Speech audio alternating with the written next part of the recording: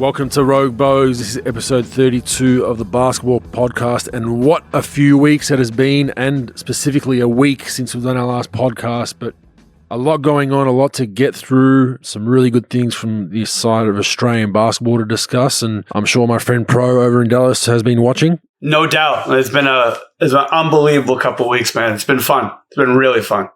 Yeah, I mean, just the emotion of last night. I obviously commentated all the games for the Australian Boomers, so I saw mainly the ups, one down against the US, but we'll get to them shortly. But obviously, US, credit to them, gold medalists again, and it seemed to me, I don't know if you caught all their games, Pro, but it seemed like they didn't play the best style of basketball, very one-on-one driven and orientated, but it got them a win, so that's irrelevant now. But it seemed like they were surging upwards throughout every game, it felt like. Besides, after that France loss, which was the first game, their first quarters weren't great, their second quarters were a little better, and then their third and fourths just continued to kind of get better, and then they just put the foot to the throat against most teams they played in that third quarter, and it almost felt like they were figuring it out on the fly. I'm not sure how you feel about it, but I noticed throughout most of the games they were better in that third and fourth, significantly. They almost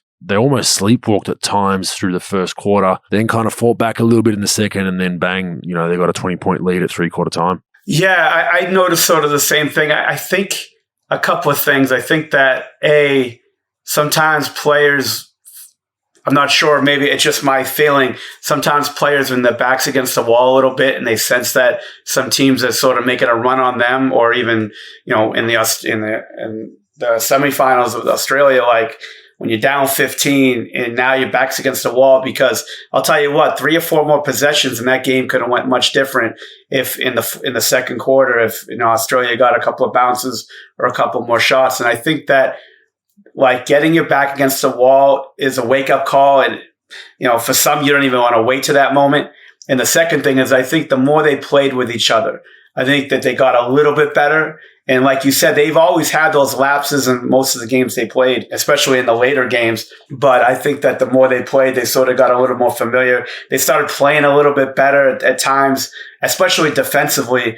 And when they got that second unit in the game where most international teams can't really match that, you might be able to punch them in the face on their starting 5. But then when you go to your bench and they go to their bench, it's it's a lot different with the talent. And I think they started playing a little better because I think they sort of felt it. Like they were sleepwalking through games early on with the losses, to the teams they lost to, and, with France and the close games and things. And I think that, like, it sort of woke them up a little bit about, especially defensively, swallowing people up when they need to, and then offensively moving the ball just a little bit better. Yeah, I totally agree. I mean, and it was just noticeable to me. But look, this all starts and ends with Kevin Durant. I think, they're a tough team regardless, but he just, there were possessions throughout all their games where their offense, and they had an offensive set that was just horrible. It was clunky. They didn't move the ball, and they just throw it to Kevin anywhere on the floor, and he just makes such a tough shot.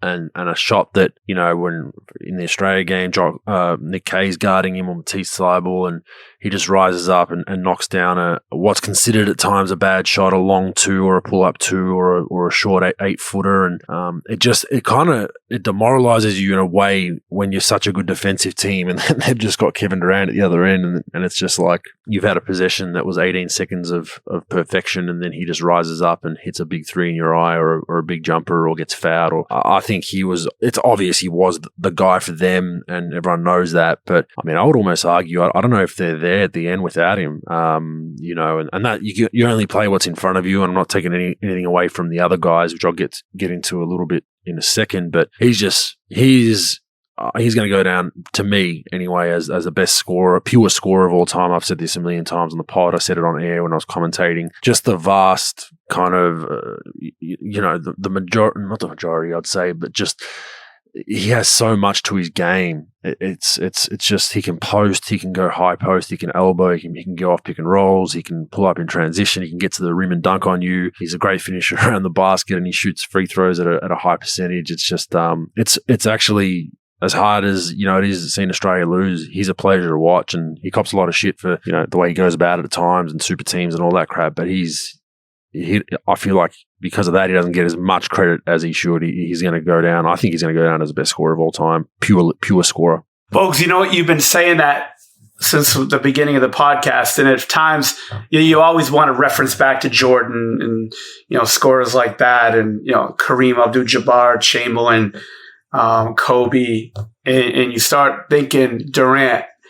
And I think this last couple of weeks, it just sort of it's a great example of why you are correct, and I think he will go down in history as the best scorer of all time, because again, Jordan wasn't 7 feet or 6'11", like he likes to be called. He wasn't 6'11" and couldn't get the shots that this guy can get off at any time. And it's very rare that you see him get blocked, or you think that he's so skinny and can't get by guys, but he accelerates, gets to his kill spots, and gets to any offensive arsenal that he wants to get to. He can post you up the elbow, three, take you off pick and roll, fadeaways. I mean, he's Euro steps. He is phenomenal to watch, and he's a competitor, man. And he's a great player to watch, man. I have him number one in the league, because of his age and where he is in his career now.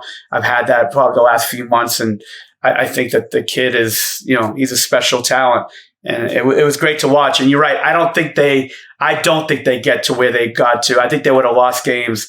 I don't think they would have been in, I don't think they would have won the gold medal. They may not even been in the medal round if it wasn't for him, because he bailed them out of a lot of tough spots. I mean, think about the emotions of that Australia game, where Australia was up 15, and then he just took them on their back. He took the whole team on his back, and he basically got him out of that rut. And yeah, Jason Tatum and Holiday and some other guys sort of chipped in. But when it was like looking really bad, this guy didn't look to his left. He didn't look to his right. He put him right on his shoulders, and he just put his head down and just made shot and play. Look at the block he had on Lawndale, the block dunk. I mean, the guy, he gives it his all on both ends of the floor. He competes.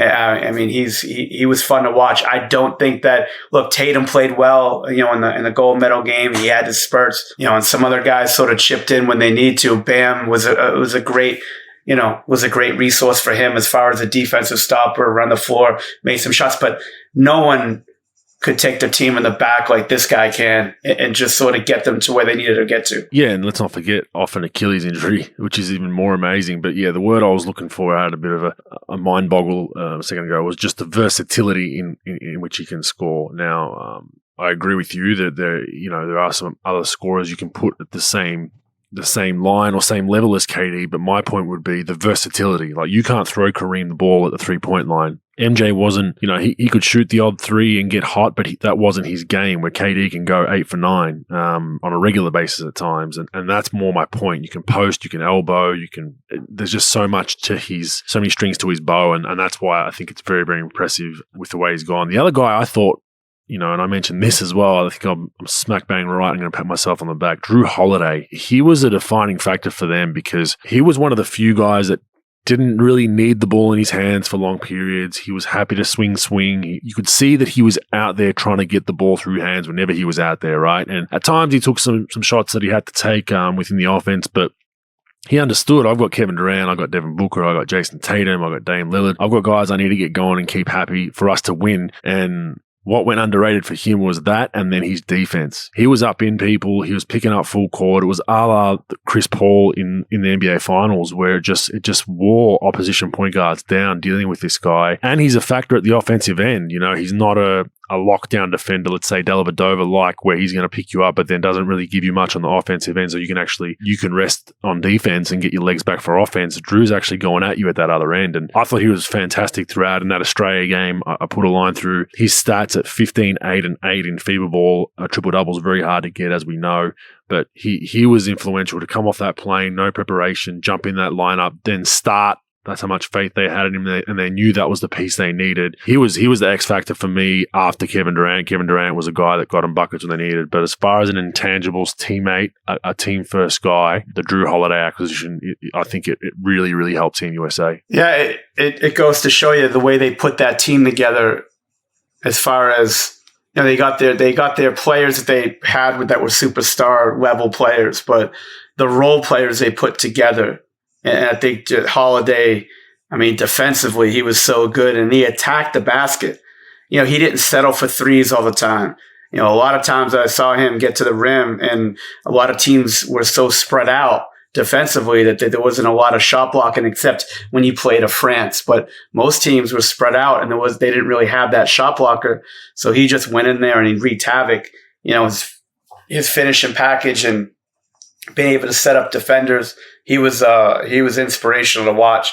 And like you said, coming off a really long season when you have to deal with COVID and all this other stuff, goes to the finals, and then gets on a plane and does what he does, and at the level that he sort of look at his stat line. He contributed throughout the whole games. It's pretty cool to watch, man. I love guys who can compete or are tough. You always hear the great stories. You never really hear a bad word about him. Great teammate, competitor, plays both ends of the floor.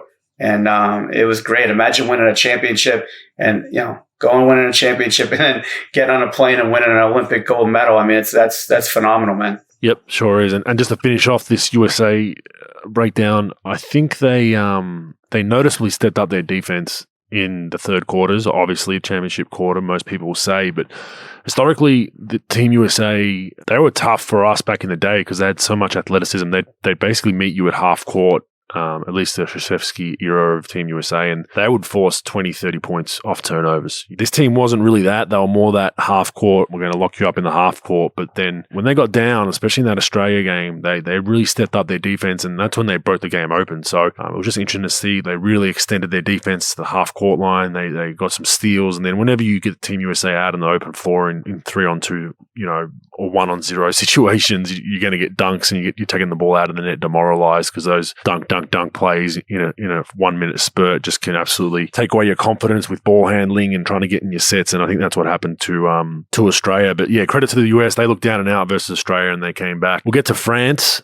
They finished second, getting the silver. Good tournament overall for them. They were expecting to win it, much like Australia were, and they just fell short. The gold medal game for me, I never really felt like France were in it. They just couldn't get a rhythm like they did the first time they played Team USA, and they probably stole that first game, to be honest. We spoke about it, a 15-2 run in the last couple of minutes for France, stole them game one of the Olympics. So US had pretty much full control of that game for 30 odd minutes, and they had full control of the gold medal game for the most part. France made a game of it, got it down to a 3-point margin, and then the US went on like an 8-0 run or something like that and got it back out to double digits. But the US stuck to what they did. They switched 1 through 5. They let Gobert catch it. You mentioned off air, they were noticeably letting Gobert catch it with a guard on him in the paint and then just fouling him, and he missed. What did he shoot from the line, Pro? 6 for 13. Yeah, and that was the point where they were trying to surge a comeback, so it just stymied any rhythm they had, and then it became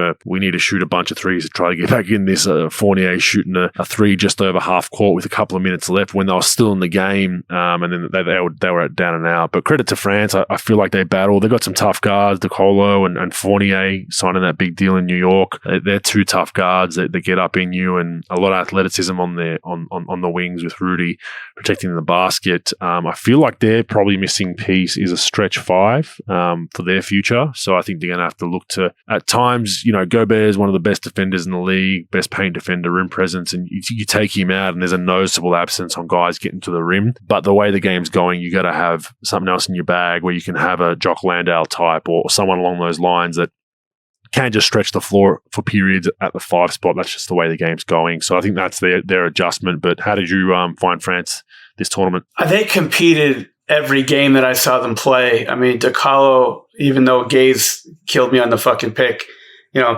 couple of weeks ago, I thought he was an X factor for them because you expected Fournier and you expected Gobert, you expected Batum. But I thought he gave them a sort of an impact with his passing, his scoring at times. and ability to make shots. I thought the switching for the United States was just constant, and they were taking advantage of it. They took advantage of the last game they played and the win and in the gold medal game as well. I just thought if Gorbea made his free throws. Now, look, it's easy to say he missed 7, they lost by 5, but I think the USA, if he started making his free throws, probably would have, switched up some things they would have done, and they probably had to handle another defensive rotation or another defensive strategy. But I thought that it's such an Achilles heel for any quote unquote superstar that's going to have the ball in their hands at some point. I think that's an Achilles heel for his game. Look, he doesn't have to be Hakeem Olajuwon when he catches on the block. He's not going to be a post-up player. But if he's going to be a roller, and especially in crunch time, I don't care if it's Olympic competition, NBA playoffs, you're going to get wrapped up, especially if you can't make free throws. And I thought that, that was such, for the United States, they kept on fouling him and fouling him and fouling him. And you were expecting Durant to get in foul trouble and Booker to get in foul trouble and all these guys to foul out or be, France really take advantage of that. And I was texting back and forth with my friends during the game that were high school and college coaches. And they're like, why do they keep switching? Why do they keep switching? I said, look, if Gorbert's only going to make one free throw every time down, then it's 1 point per possession. That's what you really want, 1 or less. So take advantage of it. They're not getting 2 or 3. That's what you want until he starts making free throws. And I thought that was a big part of it. But, even Yabusele, the guy that used to play for Boston, he came up big. He made 3 threes for France. It was I thought they competed. I thought France was really good to watch. I didn't have them meddling when we started doing our predictions, but man, they were great. I really enjoyed watching them throughout the tournament. Yeah, just a solid team. I think some good pieces. They got length, athleticism. We saw that length come into play against Slovenia in the semi-final where there was a layup. I think it was by Prepelic and got by Batum and most guys would lay that up normally, and Batum didn't quit on the play, blocked a potential game-winning shot, would have went in, obviously, and they just have a lot of length on the wings, and they would have been a tough matchup too for Australia if we got them in the semi as well, I think, but I feel like we would have got past France, but the US. Slovenia, the last team we'll go over, they finished 4th.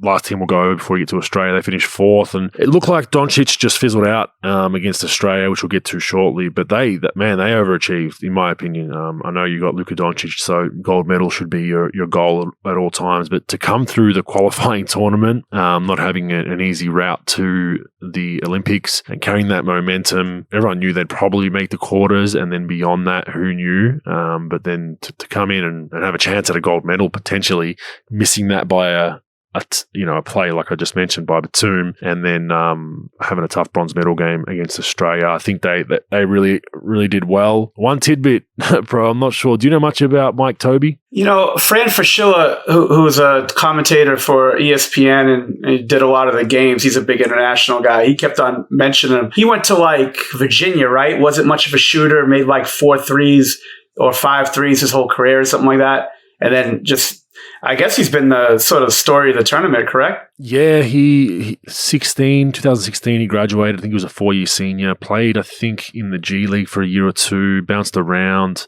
fringe NBA guy. I think he finished the tournament at 16 and 11. Really athletic, really, really good. And paired well with Luka. Goes back to my argument of I feel like Luka almost plays better with a Dwight Powell, Mike Tobey type roller at times than a pick and pop Porzingis, because it's just easier. It's easy. You just know what Porzingis is going to do. So you're just okay, you're going to pop. We can switch 1 through 5. We can half blitz Luka and get back and rotate. Whereas when you've got a guy rolling while Luka's going downhill, I think it's just better for his strengths. But that's a story for another day. But the reason why I bring up Tobey is because I have no idea how this dude got Slovenian citizenship.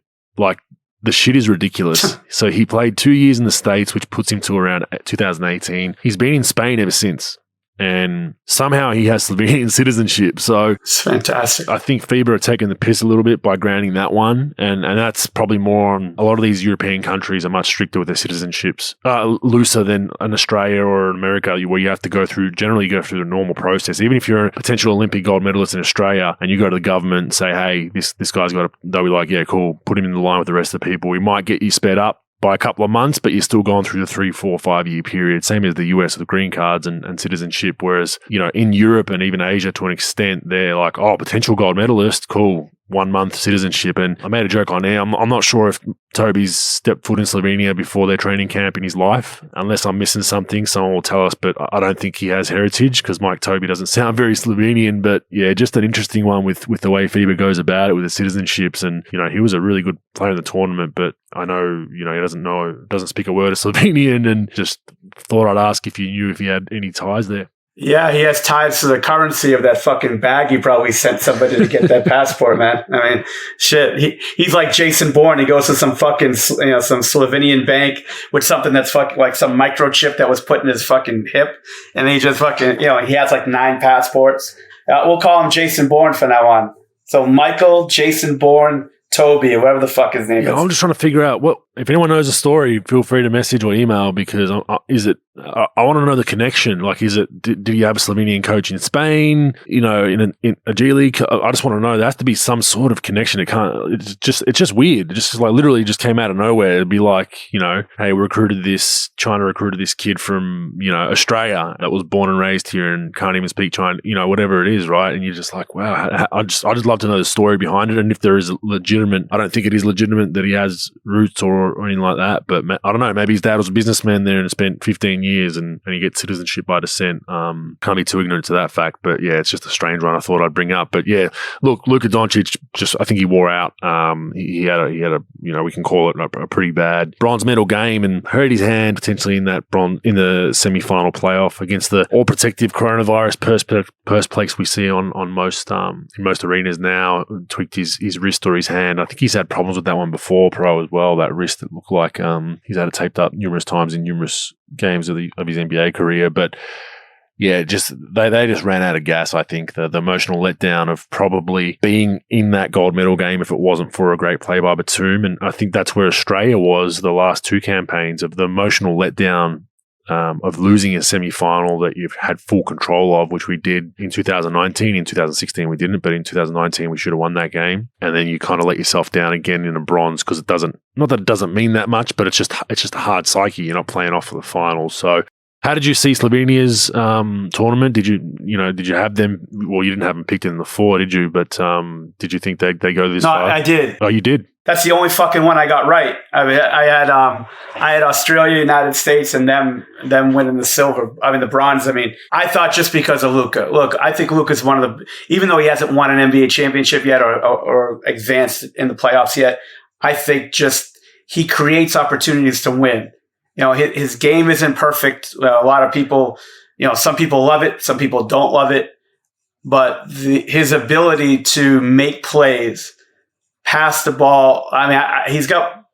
I haven't seen many players with better vision that ever play the game, in my opinion. And he just makes plays for other people. He does dominate the ball at times, and his shooting's up and down. And you got to live and die by that. But I thought that if they had a chance because of him, and like you said, he's better with a bunch of players that spot up, roll. He's not good with a player that dominates the ball. And he needs to be the one. That's why I named him the Matador when I was in Dallas, because he loves playing to the crowd. He loves to do anything to make the crowd happy, which is win games and make plays. And the guy he can make any type of shot. And that's why any shot he takes, you got to look up and go, holy fuck, because the guy is just ridiculous with making shots. Now, he ran out of gas. I think the wrist was bothering him. And look, his shooting's up and down. And then you get a bad left wrist on top of it. Maybe that had a lot to do with it. He was probably tired as well. I mean, I'm not big on usage rate, but like just what he had to do to get them there, it was very impressive. I probably gave him 3 compliments in my whole year I was with him. So I don't want to go too overboard with it, but the guy's been really good, fun to watch. I mean, 48 points opening game, didn't lose a game until, 16 in a row with his national team. And, people a couple of years ago, they didn't even think they were going to qualify, because they didn't qualify. I think they had to qualify late to get in. So all that, I thought it was tremendous. I mean, they just didn't have enough. Australia was killing it, and it was close to most of the game, but the plays that Australia made, they just had too much at the end of the day. But Slovenia, I mean, look, you got Luka there. Obviously, you can get anybody through with a fucking passport there, so they could probably recruit worldwide now. They're like a Christian academy in the United States. They'll have 9 people from 8 different countries. But I think that they're a power to be able to compete to medal in the next probably 2 or 3 Olympics. So it's pretty interesting. They're sort of their future going forward. Yeah, and all on Luka, obviously. If he doesn't play, then you don't even probably have him in the quarter. Oh, no, fuck. No. Yeah. No chance. No fucking chance. But great way. We'll finish with Australia and get into them a little bit. Great way to end their campaign. Like I said, the psyche is the hard one because you go into any tournament in the NBA playoff series, whatever it is, to finish first, to be the last man standing, the last team standing. So you lose that semi-final, which is demoralizing. We had control of that game, I felt, in the first half and let it slip a little bit. We'll get into that a little bit in a second. But to bounce back and then have to be like, okay, now we're competing for third and we want to treat this like a gold medal game, it's a psyche shift. And that's what we probably struggled with the last couple of campaigns. And to the Boomers' credit, it was still a chance to set history. Never medaled before at an Olympic Games or a World Championships in the men's basketball. And for them to set the bar now, Paddy Mills talking about it yesterday on an interview, we've now set the bar for what is the minimum standard for Australian basketball. It is to medal, and you hope 2024 is a gold or a silver, and you now have a goal for those young kids coming in through the program and the guys that are going to be back to aspire to and beat. So that's important. Paddy, was sensational in the final, 42-9. Shot it a lot, but it just looked like he was at a point where he's like, I'm not going down in a 3-4 game again. And whether I shoot us out of the game or shoot us in the game, it's going to start and stop with me. And he carried the team on his back. Whenever we needed buckets, Luka made a little run late, hit some big threes. Paddy came down the other end and went bang, bang, bang. And it was awesome. That was awesome. I think it finished the right way. But that game specifically, I think Luka was just worn down by our defense, worn down by the tournament, and then having to face Daly to start the game for a couple of minutes, hounding you, and then Matisse was just sensational. And we didn't really double, which I was surprised at times. We switched 1 through 5 a lot. Even in some of the timeouts for the Australian team, we heard coaches telling Jock Landale and Nick Kay, contest it, do not foul. And they were living with that step back cha 3, and he didn't shoot it well in that game. And on top of that, he had 8 turnovers for the game. So here we go. He had 8 turnovers. He shot 7 for 20, and he was a -16 pro. So the Boomers did a fantastic job there as far as the bronze went. But I'm going to circle back to the USA game. That was a tough one because we were in full control for, I think, 16 minutes of that first half, and a portion of that game was lost in the last 3 minutes of that half, the first half, because we had a 15-point lead that then came down to 3 going into halftime. A lot of momentum was lost. We had to finish that off properly. We didn't. We had some tough calls, but that's where that game was lost. And then they turned it up in the third quarter, the USA team did, and really applied a lot of pressure. I felt like we could have taken a timeout early. Now, the timeout game, pro, is really hard in FIBA. You have 3 timeouts, and we had 3 timeouts in the second half. And, being up in that quarter to start, you're probably thinking as a coach, this is going to go down to the wire. I need to save my timeouts. But they went on a big run in that third quarter, and I probably would have burnt one early if I was, looking back. A few other notes I had: Joe Ingles got going early, hadn't had an up and down tournament consistency wise, but came out, notably to be aggressive, knocked down 2 threes, and we didn't go back to him. And that, even though we were flowing and had a lead, I felt like at times we had guys come in that made great plays, and we really should have looked to continue to go to that well within the offense. Chris Goulding was the other example. He came on at one point, hit 2 threes in a row. The third one, they fouled him. He knocked down 2 out of 3 free throws. So he had 8 points in a minute, and then he got subbed. Because of the rotations. And they were a couple of little tweaks that probably could have changed things a little bit, but look, we went down by a big margin at the end. I don't think it would have changed a whole lot, just thinking out loud and spitballing. But that's where I saw the game lost. And then Team USA just turned it on. We turned the ball over in the third, and the game was just out of hand relatively quickly. It was a 4 or 5 minute burst in the third, and the game was pretty much over. And to our credit, we battled, and like I said, went on to a bronze medal game. But how did you find the Australia-USA semi-final? That was a hell of a game. And especially in the first 2.5 to 3 quarters. I thought that Australia did a great job competing, making shots, being aggressive. They did the best they could defensively. They did obviously a very good job, probably 80% of that first half. And then Kevin Durant happened. And he just kept on making play after play. Look, he shot 1 for 7 from three. It's not like he made a million threes, but he just got to his, mid-range game. He didn't get to the free throw line a lot, but that mid-range game killed him, and they just kept on. They just sort of kept on, taking advantage of Australia not closing, and they had to. At some points you got to do that. And like you said, Joe Ingles came out hot. He made his first 2 threes. And his ability to make plays, it's not like he's a one-trick pony, right? Like, it's not like he's just a three-point shooter. I mean, the guy's an exceptional passer, playmaker, and he could sort of get you spread out and make plays for other people. I thought Wandale had a pretty rough game, semifinal for sure. He was a little bit off of his game. The missed dunk put back, a couple of missed shots. I think the frustration got to him a little bit, and it just was a little bit too much to overcome. I don't think it's one person that obviously cost him this. It was a team effort, but you think that you have him. It's 15. We've all been in those situations a million fucking times. You look up, it's 15. You think everything's fucking great. You're thinking about what pose you're going to make on the fucking podium, winning a gold medal. And 2 seconds later, you're only up 3. And, it's frustrating, but just to be in that moment though, to have that, to be in that semifinal situation is exciting, but you got to be able to close. And look, United States wasn't going to go down swinging. Like, Booker made plays and Durant made plays. And I thought defensively, Green was okay. Draymond was decent, but I thought when they made more of a push when Bam was in the game. I thought he gave them a little bit more rim protection, even though he didn't get any blocks, but I thought he just gave them a little bit more.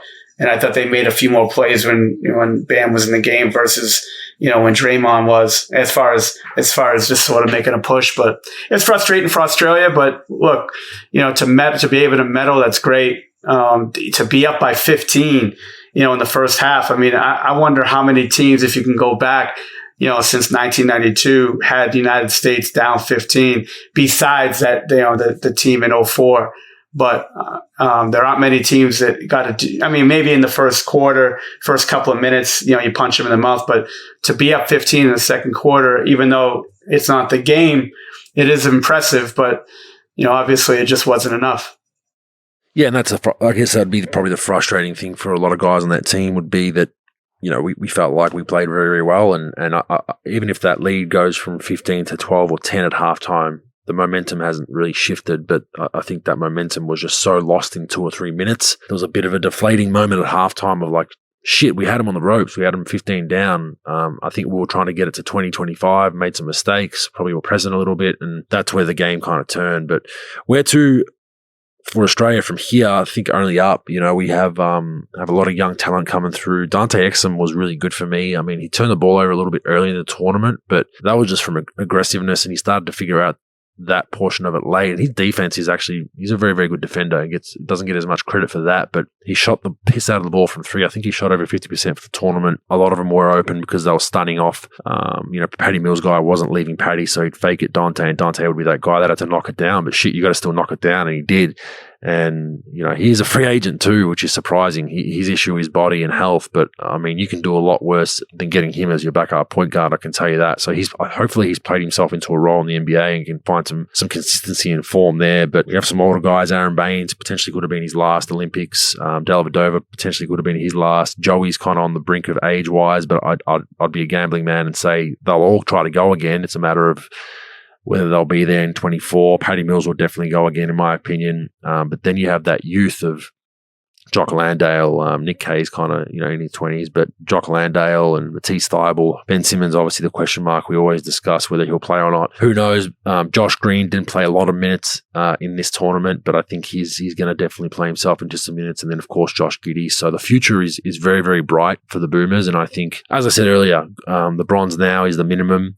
We need to get to a semi-final at worst, and then try to always get a medal every tournament. Otherwise, it's not an achievement. So I like that. Finally, real quick, who was your surprising team of the tournament? Doesn't have to be someone that won a medal. Who was just someone that surprised you that you didn't think would do as well as they did? For me, I'll give you my one. Mine was Italy. They came out of nowhere. They qualified. They beat Serbia in Serbia out of that qualifier of death that they had. No one picked them. I sure didn't out of that qualifier. I thought Serbia or even potentially anyone else. They came through that, and then they got to the quarterfinals. They were in our pool, of course. They almost beat Australia. We only beat them by 3. They played a very good game against us, and then they went down to France by only 9 in the quarterfinals. I think they as hard as it is finishing 8th, they overachieved, and they had a pretty good, well coached, solid squad. So I was impressed by them, Pro. Yeah, I mean, Italy was very good. I mean, they spread the floor, they made shots, they competed a little bit more than I thought. I definitely give them credit for that. I still got to go with Slovenia, man. I mean, I don't think anybody, like Luka, everyone probably thought Luka was going to score all these points, and they weren't, they may not even got out of their pool play. And, I got to give it to them to making a bronze medal game and putting them in a position they probably should have been in the gold medal game. And if you just look at it from talent standpoint, individual talent, you take Luka out of the mix. I mean, what do you have? I thought Dragic was playing. I thought the other Dragic was playing up to about 2 games ago. And I didn't watch them play. I just saw the fucking stats. I'll be honest. So I'm like, Dragic is fucking playing well. Well, it's the wrong fucking Dragic, you fucking jerk off. I mean, it takes me 3 hours to watch 60 minutes. So I ain't the smartest motherfucker on the planet. But I thought Slovenia was really impressive just to get to where they got to. And if you take Luka out, I mean, it's like me being on this podcast without swearing, right? Slovenia without Luka, but I thought go together. Yeah, no shit. I thought Luka was good. I mean, I thought the team was good. They played well. They competed and to put themselves in the position, to do what they did. So I thought they were impressive. Yeah, I would agree. I think either or, but Italy was one that just stood out. My underperforming team, Pro, would be Spain. Whenever they don't finish in the top 4, I think for them is an underachievement. They are an old aging roster. Rubio had a hell of a tournament. He's kind of like the Paddy Mills version in Spain. He just plays much better for his national team than he does for his club. But they were probably the underperformers just because you generally see them as a top 4 contender every tournament. Yeah, I compared them and Argentina, just because of the history of those 2 teams and those 2 countries in Olympic competition. And, Argentina, we talked about them a couple of weeks ago. I just didn't think they had enough, to compete with. They just basically had Scola and, a bunch of young guys and some players running around. But, and they tried their best and competed. But Spain, I mean, not that in my opinion, they didn't underachieve in the sense that you expect more because of their Spain, and they had the Gasol brothers forever and Rudy and, they had Rudy Fernandez and Rubio and those guys, and you expect them to do more, right? And they just didn't. You would want them to be in sort of the gold medal competition, Final 4, final game. But it was a little bit melancholy not to have them in that chance to win a gold. So, I guess they'd be the underperforming team. All right, that's the Olympic wrap. Another one in the books. Congratulations to Team USA. Congratulations to France, and congratulations to Australia for all getting a medal. And we'll see how, Paris is only 3 years away, and let's hope coronavirus is over by then and we can have a normal tournament. We'll see how that goes. But